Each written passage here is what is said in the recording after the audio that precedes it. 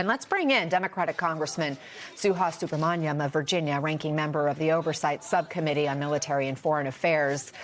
Congressman, the Trump administration, as we just talked about, is set to brief lawmakers later today on all these Venezuelan actions. What questions would you want them to ask? And do you have any sense of when the lawmakers more broadly will be briefed, when you might have a chance to ask your own questions?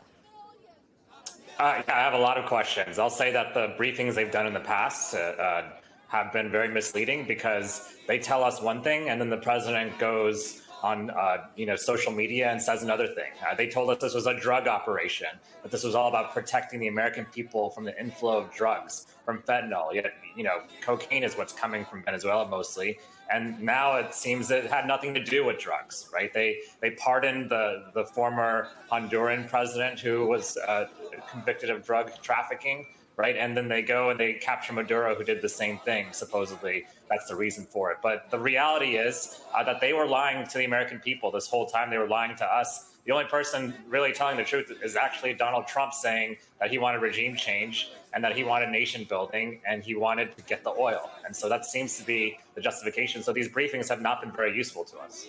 And they didn't do any briefing or seek congressional approval ahead of this operation. And I want to play what the president and Secretary Rubio said about that. Let's watch. This was not an action that required congressional approval. In fact, it couldn't require congressional approval because this was not an invasion. This is not an extended military operation. This is a very precise operation that involved a couple of hours of action. It was a very delicate operation, too. It was one that required all these conditions to be in place at the right time in the right place. Congress has a tendency to leak. This would not be good. If they leaked, General, I think it would have been maybe a very different result. Congressman, what's your response to that?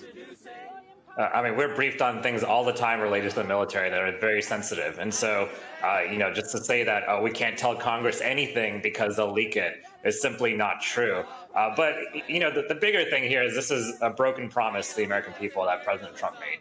The reality is that he's promised no nation building. He promised he'd be a peacetime president, no new wars, no regime change. I have Republicans in Congress say all the time how Democrats were engaged in regime change and, the Bush Sr. and Jr. were engaged in regime change and that we need to change this practice. And yet here we are seeing President Trump do the same thing. So they have to say that they didn't need congressional approval because they probably wouldn't have gotten congressional approval. So what does Congress do now moving forward? I understand House Democrats held a conference call yesterday to talk through sort of a party response to these actions. What was the outcome of that call? And has leadership come up with a plan to respond? Yeah, everything's on the table right now, whether it's legal action, whether it's appropriations actions. The reality is we have another deadline coming up at the end of January. The reality is that, to fund these operations, to fund nation building, they need the approval of Congress, right? And so they're going to have to come to us when it comes to funding all of these things or do more illegal things and move money around illegally like they have in the past. And so in any case, Congress will have a say ultimately, and we'll see if Republicans continue to rubber stamp this administration. But we know that Democrats will not, and we know that some Republicans will not. Conversation to be continued. Congressman Suha Subramaniam, thank you so much for your time today.